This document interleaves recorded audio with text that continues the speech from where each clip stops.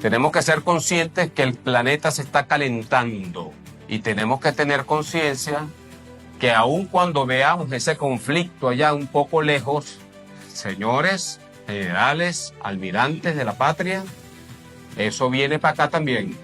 Porque si explota el tema petrolero, Venezuela se pone a la vanguardia con el suministro de petróleo en esta región.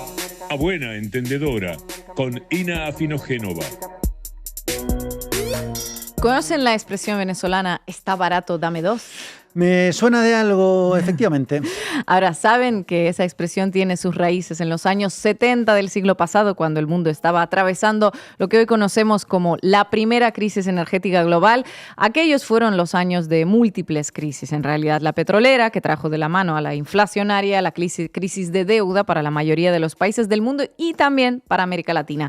Sus consecuencias tardarían tiempo en mitigarse, pero hubo un país que, al menos por un periodo, se benefició de aquella situación. Venezuela, la romantización mediática de este periodo de bonanza que experimentó el país caribeño, además de la expresión "está barato, dame dos" que mencionaba Ina, nos trajo también la etiqueta de la Venezuela saudita. ¿Qué pasó entonces y por qué la crisis se convirtió en un momento de oportunidad para Caracas?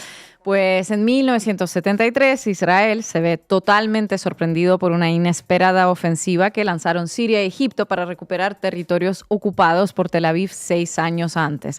Comienza lo que se conoce como la Guerra de Yom Kippur, en la que la comunidad internacional, es decir, un puñado de países occidentales, apoyan a Israel, como hoy.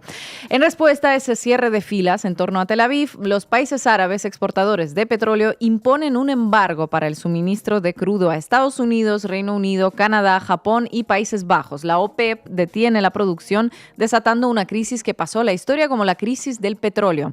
Sus consecuencias se sintieron en el mundo entero. Los cortes de suministro aceleraron la recesión económica y el precio del barril se disparó. Para que dimensionemos ese disparo, en 1971 un barril se vendía en torno a $1.80. Visto hoy es como increíble. 3 años después su precio alcanzó los $11.65. No se duplicó, no se triplicó, se sextuplicó. Las comparaciones son odiosas, pero ¿se imaginan un escenario similar hoy? Entonces, para la mayoría de países de América Latina se trató de un golpe durísimo. Como gran parte de ellos eran importadores del petróleo y el petróleo representaba más del 60% de la energía, semejante incremento del precio del barril les sumió en un profundo déficit energético.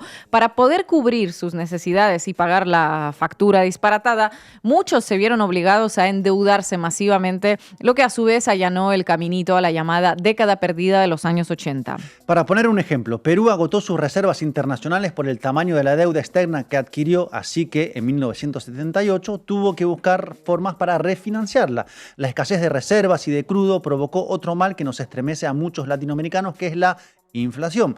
Perú entró en la década de los 80 sumido en la hiperinflación y, como no, en Argentina los precios aumentaron nada más y nada menos que un 300%, igual que en Chile. Solo Brasil pudo atravesar la situación sin demasiada convulsión gracias al tamaño de sus reservas internacionales. Y redoble de tambores, Venezuela, que ya mencionamos, que directamente fue empujada a un periodo de vacas gordas. El país no se sumó al embargo que impusieron los estados árabes contra Washington y se convirtió en proveedor alternativo no solo para Estados Unidos, sino también para todos los vetados, que eran unos cuantos. Así se volvió el mayor exportador de petróleo fuera de Oriente Próximo, con una producción diaria de más de 3 millones de barriles. En los 2 años posteriores al embargo, Caracas ingresó $10.000 millones extra por la venta de su petróleo. El PIB se disparó. Si en 1970 se estimaba en unos $11.561 millones, en 1977 alcanzó los $36.211 millones. Ese año la economía experimentó un crecimiento del 6.3%, ubicándose en su punto máximo registrado. Venezuela se posicionó como el segundo país más rico del continente. Importante tener eso en cuenta, que la bonanza fue posible inicialmente por un contexto internacional adverso para la gran mayoría de los países, que resultó favorable para Caracas, un detallito que se omite cuando se quiere romantizar aquella Venezuela saudita libre del chavismo y la gestión de Carlos Andrés Pérez. Pérez literalmente le cayó la lluvia de oro o la lluvia de petrodólares. ¿Qué hizo en estos años con el regalo caído del cielo? Algo que María Corina Machado no habría aprobado por un tufillo. al bolchevismo. En 1975, Pérez nacionalizó el petróleo venezolano y creó la empresa estatal Petróleos de Venezuela, la famosa PDVSA. Cuando las concesiones a las empresas extranjeras llegaron a su fin, estas fueron indemnizadas y sus activos pasaron a PDVSA, que se convirtió en el motor de la economía del país. Y uno, escuchando ese relato idílico, se pregunta, ¿qué pasó en Venezuela en los años 80? ¿Por qué fue posible el llamado Caracazo? ¿Por qué la gente salió a protestar y cómo apareció Hugo Chávez? Bueno, porque toda la historia bonita tiene su cara B, y la de la Venezuela saudita consiste en que esa nueva riqueza que empezó a entrar al país a mansalva no llevó a la gente que más la necesitaba. Inesperadamente hizo más ricos a los ricos, y el famoso cuento del si llueve fuerte arriba, gotea abajo, otra vez se demostró falaz. La BBC cita al investigador de la Universidad de Calgary, Stephen Randall, que reveló que el 20% de los más desfavorecidos percibieron tan solo un 3% del ingreso nacional en esa época. Total, que la crisis del petróleo internacional se acabó cuando el entonces secretario de Estado de Estados Unidos, Henry Kissinger, llegó a un acuerdo con el rey saudí de entonces, Faisal bin Abdulaziz, para que levantaran el embargo, y la prosperidad venezolana también empezó a medrar. A finales de los años 80, el país se encontró atrapado en una crisis de deuda externa. La segunda presidencia de Carlos Andrés Pérez se vio marcada por un fuerte plan de recorte bajo la tutela del siempre dispuesto a ayudar Fondo Monetario Internacional. Lo que pasó después, bueno, es de sobra conocido y es otra historia. ¿Y cómo impactó la crisis de petróleo en México, por cierto? Me gustaría Buena saber. pregunta, compañera. El doctor en Ingeniería Industrial y Economía José Luis Aburto recuerda en unos escritos publicados en la revista Este País que en el año 1972 México, que tenía hidrocarburos propios, empezó a importar petróleo crudo por el aumento del consumo nacional.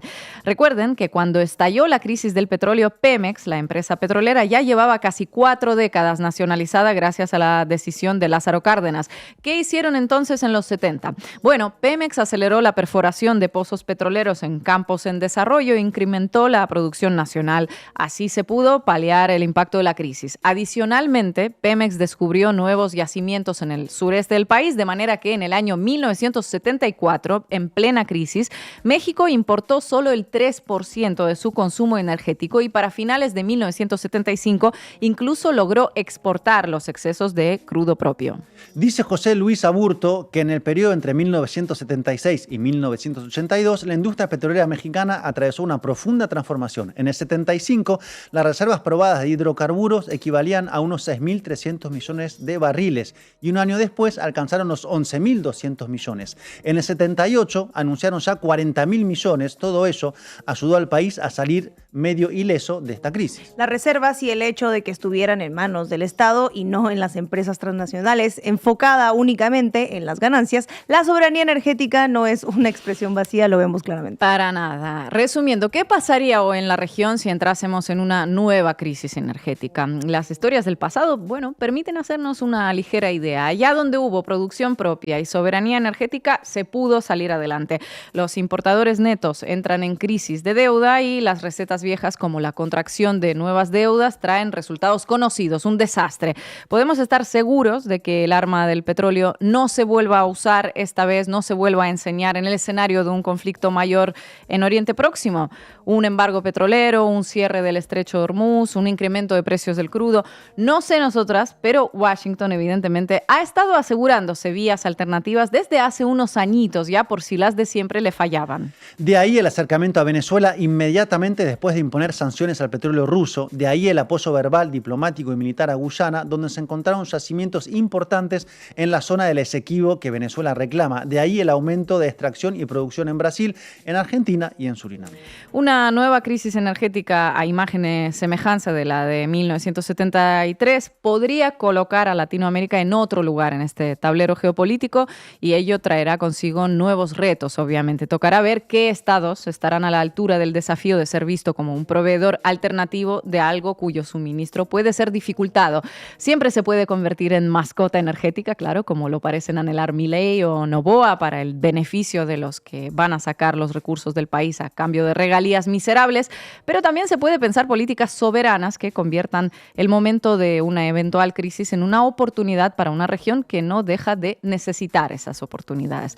Eso sí, del sueño del capitalismo descarbonizado ya me parece que nos podemos ir olvidando. Gracias, compañeros. Lo primero es que yo creo que tenemos que darle gracias a Trump. ¿Por qué? Porque Trump dio una patada en la mesa internacional y no está resultando como él pensaba, que eso iba a fortalecer su posición hegemónica en el mundo, sino al contrario. El mundo se está recomponiendo para ajustarse al desbarajuste que...